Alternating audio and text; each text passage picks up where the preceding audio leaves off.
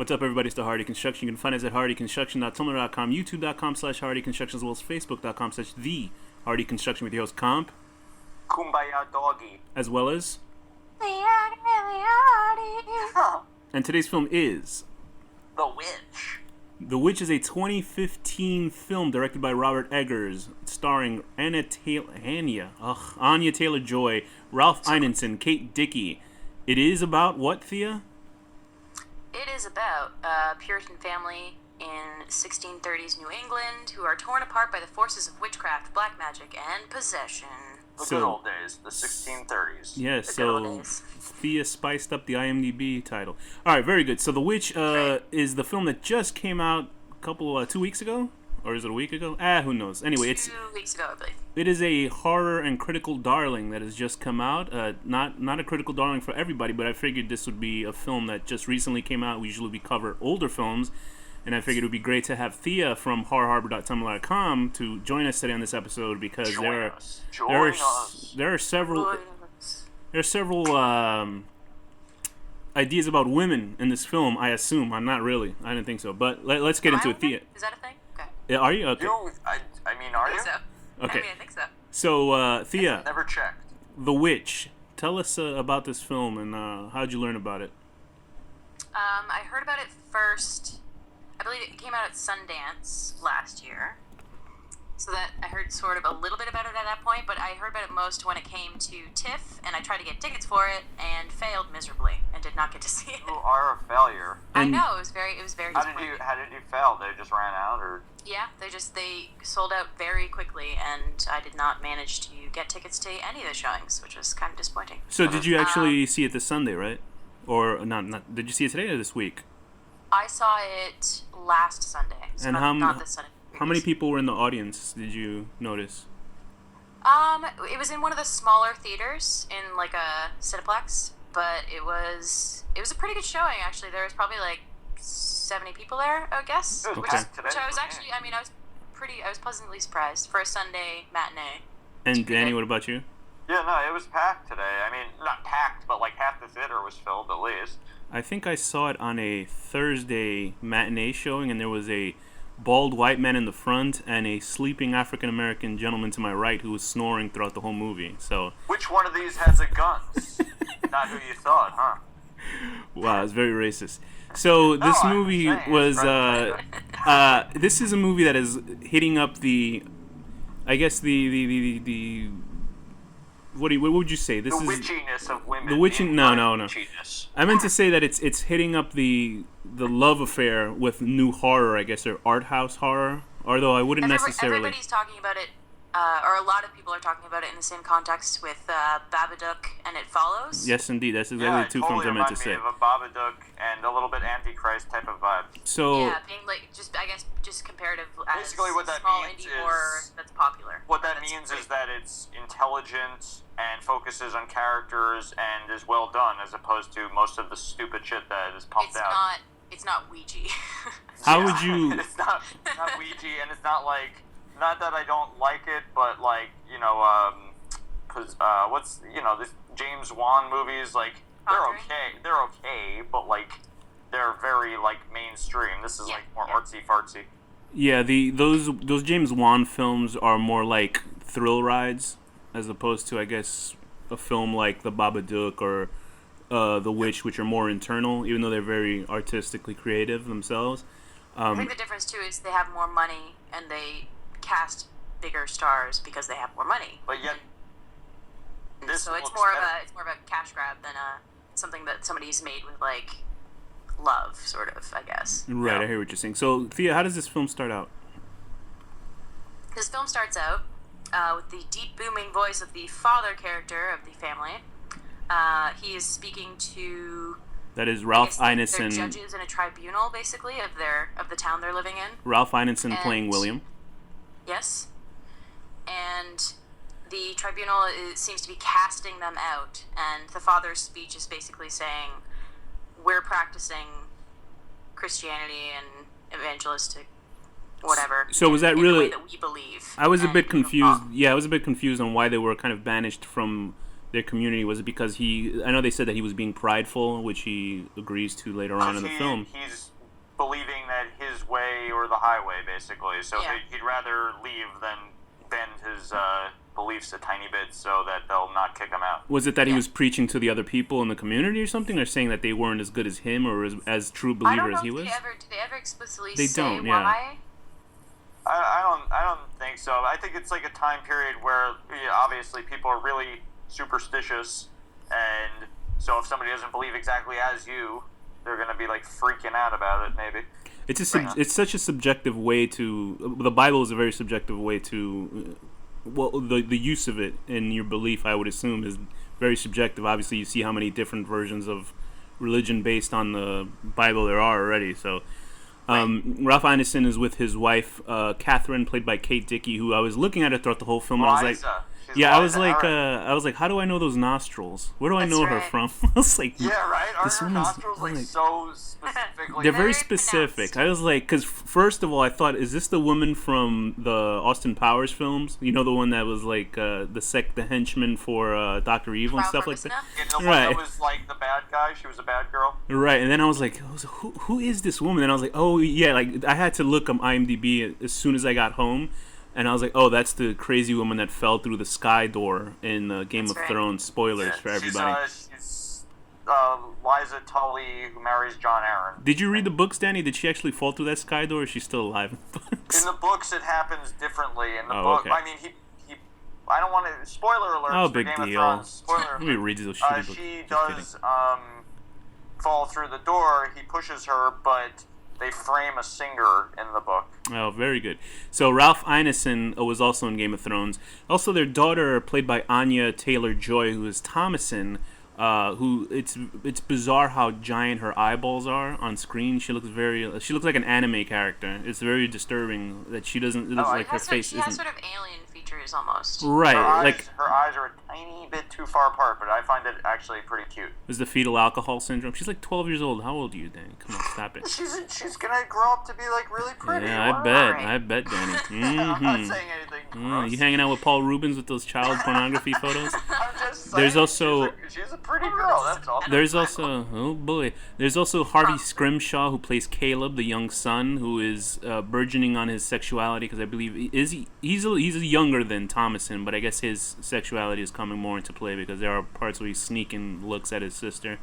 There's a younger brother and sister, Mercy and Jonas, played by Ellie Granger and Lucas Dawson, who are very good at being annoying little shits in the movie. We're very good. They're freaky to in me. their little clothes. And it was a good movie that it's a good movie where you can actually remember the characters' names because there's only really 7 characters primarily, and this family is banished to the woods or the open fields, I guess, right? And they're trying to stockpile some corn for the season, and it's a failing corn crop.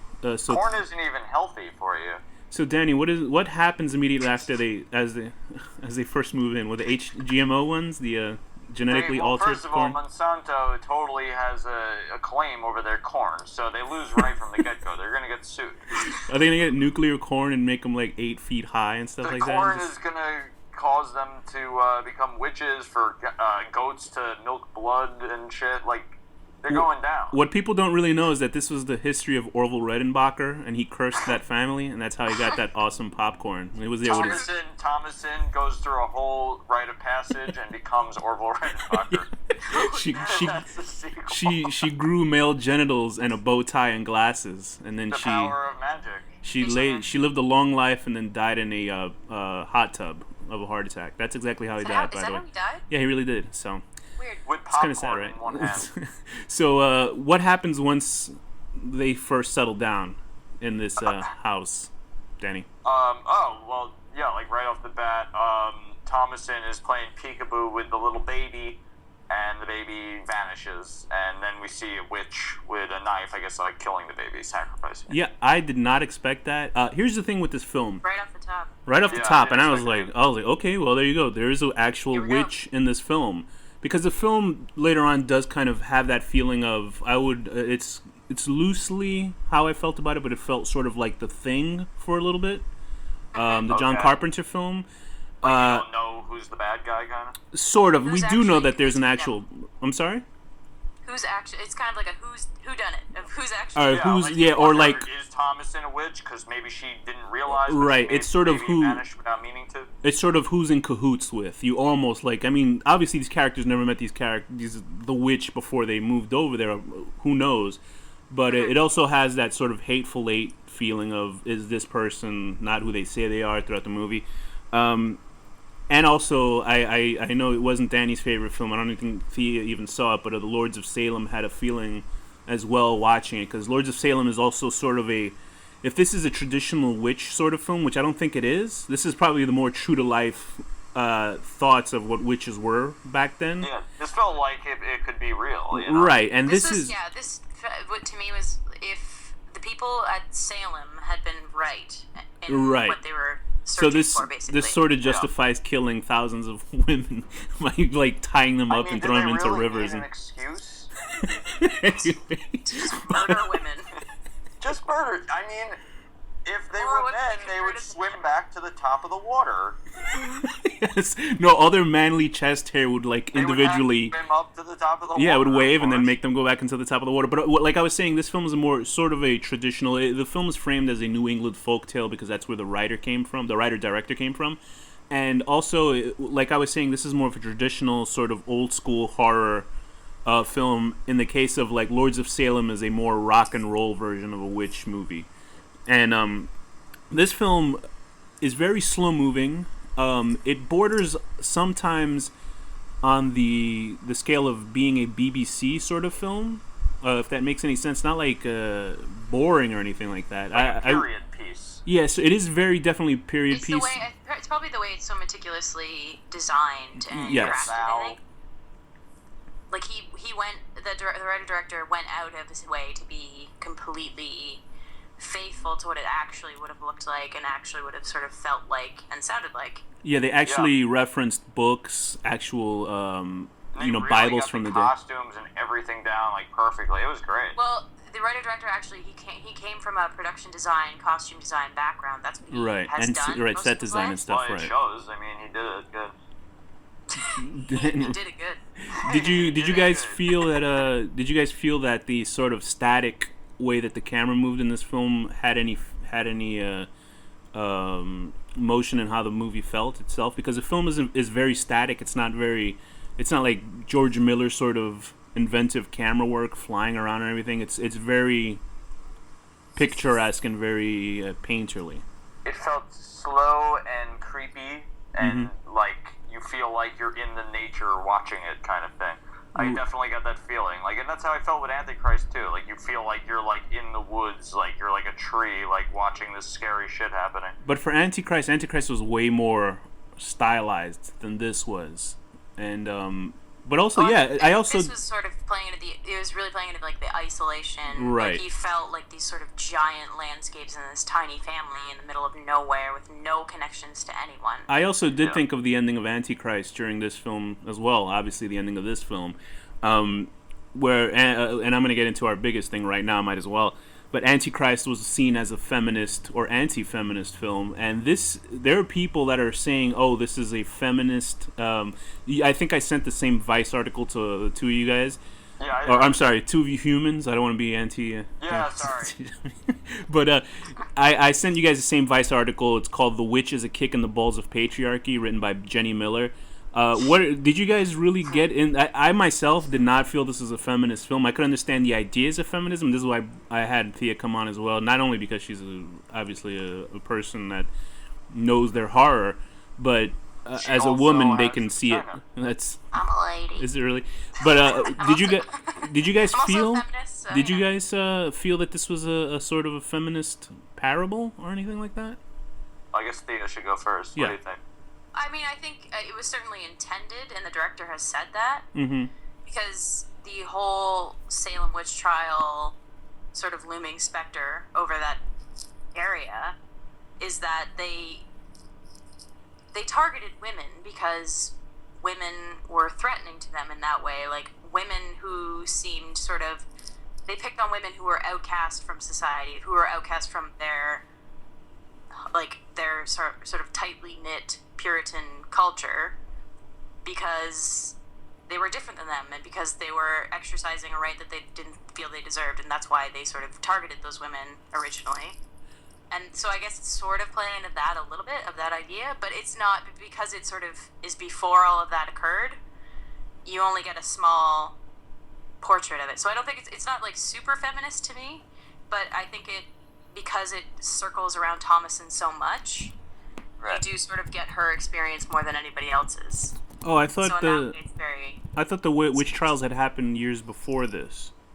I think it was after, wasn't it? Was it? Well, Salem witch trials were a series of hearings. It definitely happened after. The witch trials were like in the 1800s, I think. Salem witch trials were... hold on. No. Salem witch trials were a series of hearings and prosecutions of people accused of witchcraft in colonial Massachusetts between 1692 and 1693. Oh, my bad. So I think it happened before this, and so that's probably why they already had This that. was earlier, though. This was in the 30s. Oh, I think okay. this is in the early 1600s. Okay. So it was like, it's not long before. It's Okay. like very close to. Yeah, so But this is sort of where the origins, I think. I definitely understood. I definitely understood the feminist feeling for the film, but I didn't think it was that much of a like it was so outright. I mean, I don't know. I think they're just latching on to the idea of like what Thea's saying about Because- Salem witch trials being targeting against women and stuff, but like this film in and of itself, without any of that context. Right, I completely agree with Thea though that it's obviously the religious angle of it was sort of a leash. To us, why don't you? It was sort of a leash. Yeah, listen, sit back, honey. But the film, like, it was definitely about these Puritan ideas and values of these. There's a lot of religions in the world that treat women like shit, obviously, which is horrible. Well, because that's what Christianity. I mean, the entire origin of Christianity, like one of the first came from stories, my ribs. is They keep Eve me corrupted all of man, basically. So that's sort of the basis of understanding the Bible is The women woman were is, the original corruption. or And so that- and then women sort of became your, what you owned and stuff like that in And the then film. Callum pukes up an apple, so maybe that was Which is strange because the father William, that. Who knows? I didn't picture the father William being sort of some overbearing. He wasn't like some overbearing asshole man or anything like he was that. actually not. He wasn't. It was more. It came from the mother more than it did. Right. So Yeah, which but is the father forced them to leave a perfectly safe community because he's a dick and didn't want to bend his thoughts a little bit. It's true. so it's sort of the And women are his family suffering live for in the this wilderness guy's. and starve. Yeah. So these women are suffering for the fact of this man's selfish pride, but Rich I don't. pride, yeah. So. Inadvertently, but it was always the father was the breadwinner in this community lifestyle, and I did feel bad for him. I was actually glad because usually in films like this, the father's like a terror and he's like a piece of shit and he's always just like snapping his whip. And he was actually looking for his children. There was that scene where he breaks down because he wants God to to cure his children. He'll take his life and give it for his kids, which was very. There is no God. It was very much like to me. It was like the Craig T. Nelson from Poltergeist. Yeah, like the father that you actually was a cool dad in the movie. He's just like, even though for this time, he's sort of if I had a dad like this, I'd be shitting bricks, pulling corn out of the ground. Well, yeah. There's also Caleb, who is the this kid was a fucking great actor. I mean, everybody was a great actor in this he film. was awesome. His last scene was Caleb, amazing. I gotta say, like, I remember watching, like, kid actors in films. It's hit or miss for the most part. Actually, I think for the most part, kids are doing pretty good in movies. I don't know about that Pan movie. I'm not sure. Ever since Star Wars, they've gone like overboard with the casting. They want to make Yeah. sure that never happens again. But Harvey Scrimshaw as Caleb. How would you guys explain his character? He is a caring little brother. I guess he's the little brother. Looking out for his sister and He's trying to be he's the about man of 12 the years house old or type of something like thing. that. He's like 12 or something. He's definitely littler. Like he's tiny. What the hell are you talking about? Anyway, so probably he. like 11 or He's 12, I like think. a foot shorter than his sister. He's the I didn't little say brother. 12 feet tall. I said, is he 12 years old? I was like, how old is he? What the hell's wrong with you? Oh, I'm sorry. you Anyway. hear? No, but I'm He's saying 12 feet tall. Okay, Thea, what? he's trying to basically become a man, and he's all religious and scared of his religion and everything. He seems like he's scared of his dad as well. Like, he wants the approval of his father for the most part. He is, like I said before, burgeoning on his sexuality and his hormones. So there's parts where he's sneaking peeks at his Hit pretty sister. hard. Because Oh yeah. that's the only parts where like Thomason herself, played by Anya, is not a sexualized character only when Caleb is there looking at her in that one sequence. It's through his view that we sort of see her sexualized. Yeah, but even he doesn't really go that far in his sexualization. It's more like seeing boobs because your sister has grown up and you have no one else. And there's also that questionable scene where she's asleep in the bed before the mother like is screaming, and he's just kind of staring at her as she's asleep. And it's just him. It's got to be rough because like all he knows now, the only women in his life are the ones that are related to him. Like he can't look outside in the other community. If he got caught jerking off, his dad would definitely like punish him for that. it. Must have been tough. Well, at least he had he had some woods to go into. But he probably wouldn't even know how to jerk off. I mean, what did they do before they knew of like porn and stuff? Because like I had like instructional videos. Like he didn't have. What? They just slapped their boner away. Yeah. Until it's gone. Banish thee. Basically. Release the poison. Yeah. Those poor goats. But but he's great. I mean, he has his death scene in the film is incredible. Spoiler. Like, yeah, it was a spoil obviously. Caleb's death scene in the film is incredible. It's like one of the best like sort of bizarre monologues I've ever seen in a movie where he's what would you say, reaching some sort of religious hysteria where he's praying. It reminded me of Martyrs a little bit. Like the original one. The final scene of her when she's not the American remake was. No, not the. Okay. I was just making sure. We don't speak of that. Yeah, let's not but speak of that. no, Harvey Scrimshaw's acting. There's a scene where he has this sort of religious outburst and he's dying. He's been infected by this hot witch. Ugh. But anyway, he dies, but it's like a fantastic monologue sequence, which I loved. I was like, this is one of the best acting sequences I've ever seen in my life on film. Yeah, and I loved to it. see something that on the big screen, you're like, wow, it's like I don't want to sound like an asshole like on the Academy Awards. It was like a revelation, as I use my quoting fingers. It really like sucked everything else out of the room. Like, Yeah, it was just like... It really did. I was like, damn. Like, crazy. it's one of those scenes where you watch it, goes like, you want to look at the person next to you and say, damn, that was some good acting, you know? Like, I did look at the person next to me. And it just happened to be a guy with pink hair, right? But anyway, so it was. So let's get into Thomason, Thea. What did you take from this character?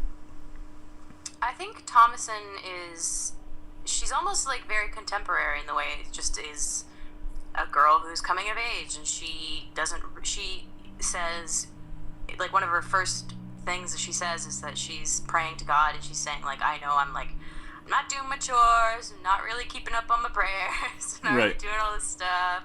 Was that like was that like a 1600s version of a Dear Diary? Like, so I feel like it was a little bit. Yeah. But she's a great character, and again, back on the feminism edge, is that she gives her father shit, rightfully so, when the whole pile falls on her towards the middle to the end of the film, when her mother thinks that she's had her silver cup stolen or lost or something, and then losing the baby. Right. She goes to her father and is like, why did I have to take the blame for you? And in that society, she had to shut up and let her father be the one that, kind of roam around and do whatever he willed, even though he fessed up, showing that he wasn't a complete bastard. But she's a great character. I mean, the arc towards the end, I didn't understand. To me, that felt sort of like a jump at what happens at the end. Black Phillip killing him?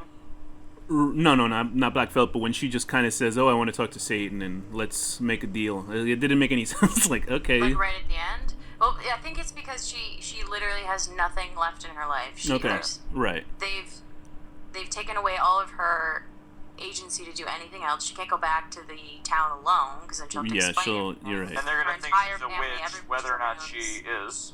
Yeah, her entire family's dead. She doesn't want to be indebted to some family if she has to go back. The only thing I could say, if I want to get really deep and, whatever, as far as feminism goes, is everybody accused her of being something she's not, so now she's, like, embracing what they're trying to turn her into and becoming it. Yeah, right. she also... It's like they've already judged me as this, so why not? The Scarlet Letter sort of thing. And she also did spin it back on the other kids, which happened a lot back then. Mercy and Jonas, she was like, no, they're the witches. So that's where I got the idea of the thing, sort of, because I was like, maybe these people are, because the kids were saying... Fingers. They need hot pin test. Because the kids already... Jesus Christ. The kids earlier had said that they were talking to Black Phillip. Black Phillip is this giant horned black goat.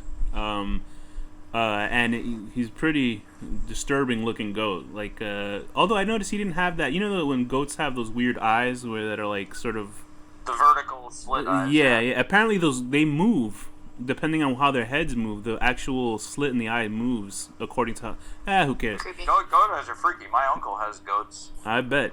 So Kate Dickie as Catherine. How do we like her as a character?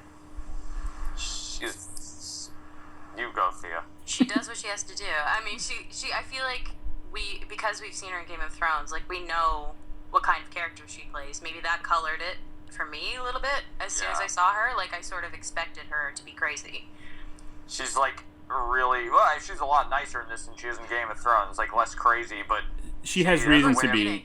Reading, She has a reason to be crazy in this. Sure. I won't, and I apologize to all feminism because I know it isn't all about looks, but you know when she has her hair loose, she's a pretty attractive looking lady to me. Not bad. Those nostrils, they're giving me. That's the those sound nostrils, I just want to stick my tongue right up them. That's the sound of 7,000, a bunch of clicks of women going, pigs.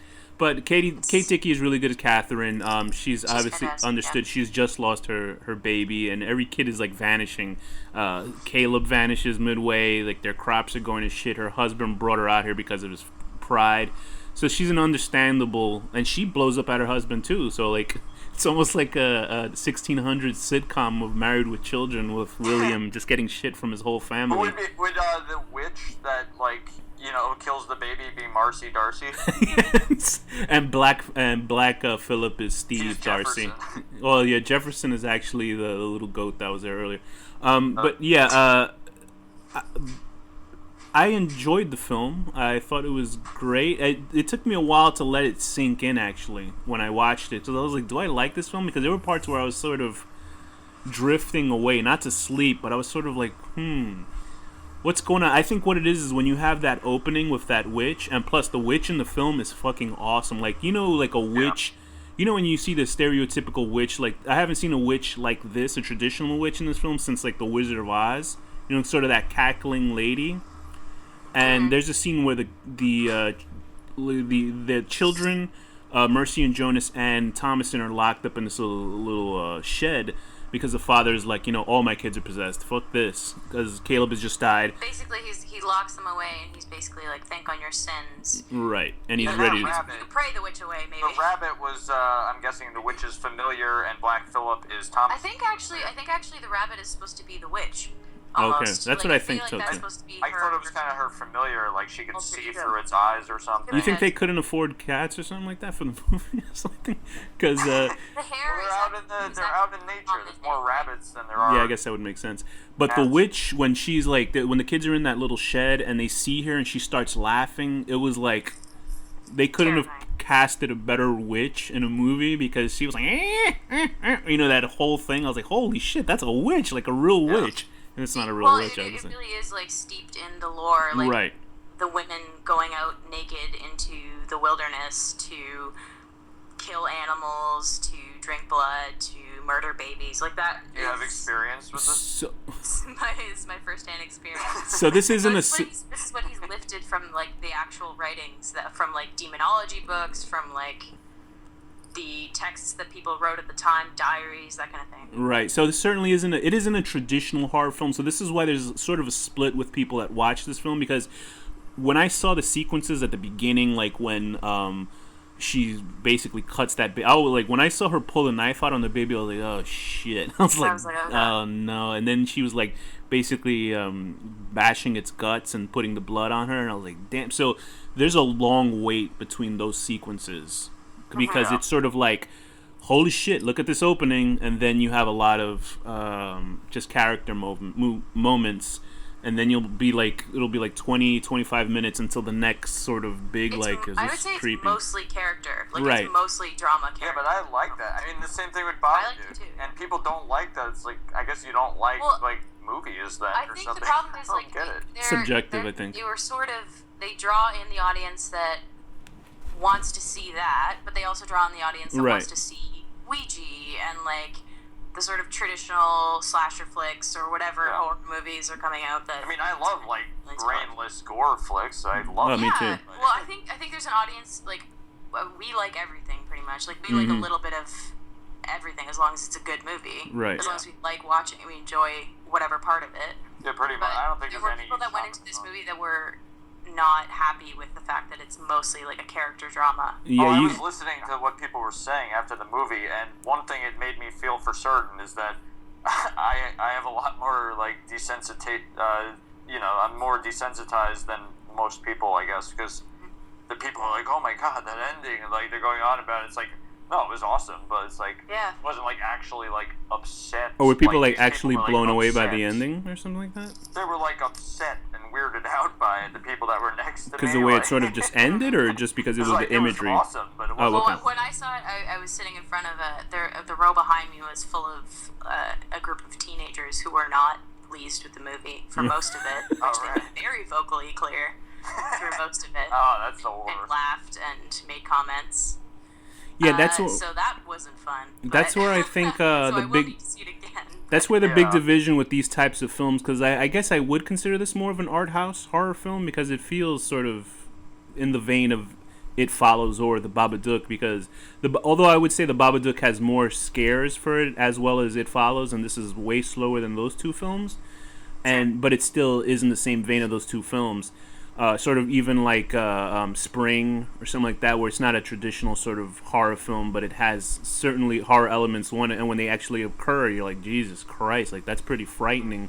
So when it does lead to that ending, because basically every character dies. I didn't even know how Black Phillip killed William, honestly, because those horns were sort of backwards, so I don't think they would pierce the side unless the side of his head. His head all the way down and runs. Yeah, I thought that was. They turn their heads in weird ways. I did sort of laugh though. One thing I felt they do. The feminist aspect is the idea that I read a comment somebody wrote. I thought it was so funny that all these witches are subservient to a male devil. That's exactly what I thought of. I was like, is this really feminism? If this is like let's say this woman, she rejects all this patriarchal religious lifestyle that they're forcing upon women, and then she's gonna sign a deal and get all her power from a male devil. Yeah, she's signing a deal to a male demon. I was like, this is like ironic or something, but I did like that sequence. I was confused that I didn't get confused, but she was like at the very end when she's basically like she had to kill her mother to survive. Because her mother thought that she had brought this whole thing upon the whole family. Where the hell was Littlefinger when she needed him? He fell through the sky hole in this version.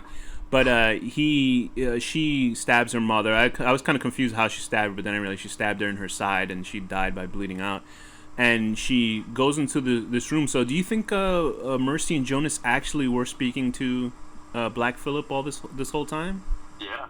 So he was a conduit for the devil? I don't think they understood what that meant, obviously. They just thought they were little kids, thought they were talking to a goat. But so they vanish. They're vanished in the film, and at the end she takes all her clothes off, and I'm pretty sure that was a body double at the end of the film. I was walking around nude in the woods. But that whole sequence with the Black Phillip played by Wahab Chowdhury, really cool. Like, I love that scene because she is talking to a goat, or you never see him on screen actually talk as a goat. Because I was like, they're gonna do like Babe effects where it's like a digital mouth talking on a fucking goat. But then he has like some sort that of, will do, goat. he just kind of he's like in the shadows with his William Shakespeare uniform on and touching her shoulders, and like they make a deal and he tells her, do you want to see the world? But it's really like a chilling scene. It was I think does she really see the world? She sees the woods and a bunch of old naked women. That's how the devil fucks you up, because he doesn't have to tell you, hey, let's go to China, That's the gateway drug. But the devil, like Black Phillip, is like, that scene is awesome, and I was sort of disappointed that I had wait so long to see. I was expecting more witch stuff to happen in the film, but that's just because my preconceived notion in the trailer is cut really well for this film. Plus, all the blurbs for it are like the scariest movie you'll ever see, and it's like it's not really that scary. I hate blurbs like that. Obviously, bullshit. yeah. They always fuck those. They always mess these movies up. This was more akin to what was that? Our favorite English war movie, Danny? Field of England. Field of England. I had to look for that when I was watching. I see what you're saying, like as far as a period piece and stuff, but I didn't get the same feeling from this movie as that movie. That movie's like very different tone. Yeah, but that one was slower. Way, like more humorous. That one was way slower than this one, actually. But I think that's why I felt they were the same. I felt that there were sort of these. I kind of maybe lumped these all these period pieces together, and I want to see more period piece horror films, but they We saw a really rarely bad made. one. I forget what it was, but there was like a weird bathhouse or something, and like. No, the you guy- saw that. You wanted us to watch that, and then you told me not to watch it. It was called it was some Russian word for bathhouse. I forgot what it's called, or steam room or some shit like that. But yeah, it was like World War II, right? But I like the direction of the film. I think it was a beautiful looking film. I love that how close to, I guess, the dialect of the day that they had using it. But God knows, you know, we all have the books and stuff, but could you imagine how they were like really spoke back then? Because we don't know, because there's no like, there is recorded word, but no visuals or sound to hear what they sound like. So We have like writing to go, like stories. so and who shit to yeah go- so but who knows how they spoke, like, you know, There's like probably like 10 times more unintelligible they to us now. were probably Yeah. like, pray tell, ooh, and they just spoke like Well, I mean, fucking the Jerry Lewis. dialogue of like plays and shit from that time tells you how they spoke. to Yeah, but some then you got extent. to think about it in the 1920s movies when they're like, "Hey, everybody, you gotta talk like this." Like, who really spoke like that? You know, who knows how anybody really spoke in the day. I liked it. What did you guys think of the ending of the film? Like when she goes into those woods and there's like a, what is it? A coven of, I was gonna say a cabal of witches, a coven of witches dancing around the fire and having fun, a good time. Sort of a. You know, they're giving it up to their good lord. Was this sort of a rave? Was that the first They're Lilith having a rave. festival? It was a witch rave. Was that a Lilith festival, the first You version? see them like rubbing, Lilith like, Fair. Lilith Fair, excuse me. they're rubbing glow-in-the-dark blood on their chests and shit. Start taking the first version of Molly and stuff like that, which was like Yeah. crab's blood and ginger and shit like that. These shrooms. I did like it when she started flying in the air. I was like, oh, this is where all the money and the budget went to. When she starts floating in the air, it was very Beetlejuice at the end when she starts floating, and I was waiting for the dead football players to start roombilling with her. I did like the ending. I was sort of weirded out because I thought there was like 3 endings in the film. It was like Lord of the Rings where there was like, it would cut to black for a long time. I was like, is this the When ending? she put her head down, I Right. was thinking this could be an ending I right was now. like, Yeah. I was like, yes, this is ending. Please don't let this be the ending. So I was pleasantly surprised that when she's floating in the air, it didn't really give closure. It was sort of like, Well, yeah, it did. I mean, she is one of them now. That's the closure. She's like has nothing left, so she just gave it up for that. so yeah. If you're into a more upbeat witch movie, then you can go see Lords of Salem because it sort of has the same thing here. Upbeat. I mean, it's more like phonetically edited, I would say.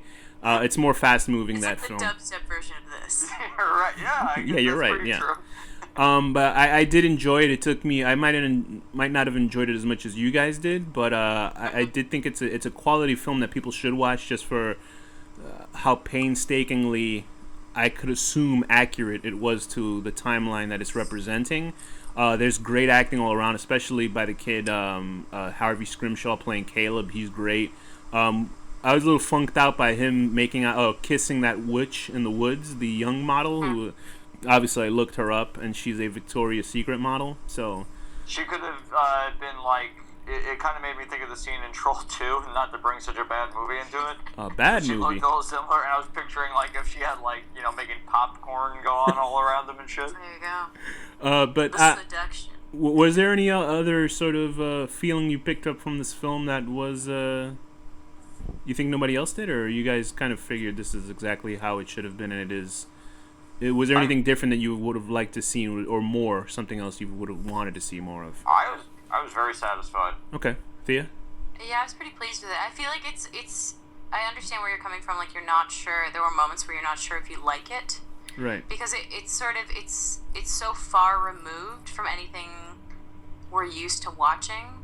Right. Like there were moments where I did not know what they were saying. Like you understand what they're what the basics of it is. Right. But because it's the language is removed, the And the accent. situations are removed from us. Yeah, we don't. And that get guy is from The understanding. Office, the dad. He's the UK Office. He's like the dickhead guy that's like all like, a sexist He was in asshole and shit. he was in Game of Thrones too. He was helping Greyjoy Yeah, when he they was were. one of the Iron Men. Did he get yeah. killed? Because they were like rancing. I guess they all got killed by these guys, right? The Ramsey, yeah. Ramses. Spoilers. But no, I liked it. I think we're just gonna have to put a No, there will be a right spoiler. Spoilers under Game of Thrones spoilers. But I definitely think it was. I think for the fact that how restrained the directing was in the film helps the movie in the way it is. Because if it was another sort of period piece film, they would just go crazy with the editing. Because I'm sure other directors would be like, "Oh shit, we're gonna lose the audience if we play it slow and straight." Because even A Field in England had some weird ass editing for a movie that was in the 1600s. You know what I mean? Or, that was such a good movie. It was fun. That drug trip is one of the possession clip is great. Yeah, when he's just eating all the mushrooms by the handful, and like you just see him like puking and stuff. So, this film is very restrained, but it's a beautiful looking film. It's I think something I definitely recommend it. But guys, any final words on this? Check it out. Very good. Oh my god, that's a glowing review. Watch. I would give this movie a 6 out of 10. No, I would give it a 7. I'll give it a 7 out of 10. Sorry, guys. Sorry. A 7 out of 10 staring at your sister's boobs, bro. Thea? I'll give it an 8 out of 10. Red-eyed hairs creeping you out. Danny? In general. I'm going to give it a 9 out of 10. See, 7, 8, 9. Look at that. There you go. 9 out of 10. Now add them together. Are you good at math? No. Go ahead, Danny. 9 out of 10 what? It's 24. I'm going to give it a 9 out of 10.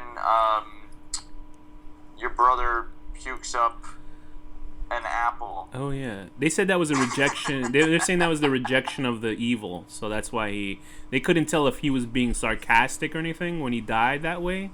Like, you know, when he does that big speech, they were like, but then other people saying, oh, maybe him spitting up the apple was his rejection of the evil, and he actually did die pure. So who knows? I feel like it was almost like the witch playing a joke on the I thought so too. Trying to pick fruit. I thought so too, but then I thought differently once they said about the apple getting spit out. But I wasn't sure. Anyway, I thought once you mentioned the Garden of Eden, I actually think it meant that. I did almost want to laugh when.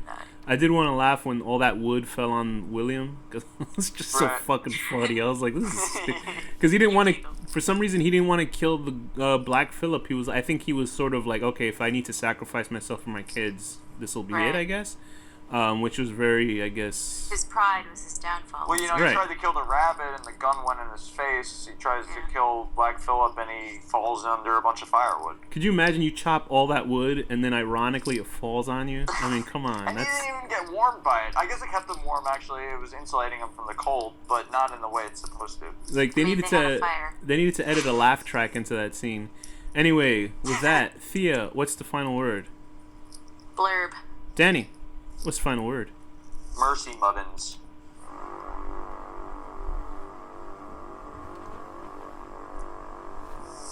I don't know what just happened there.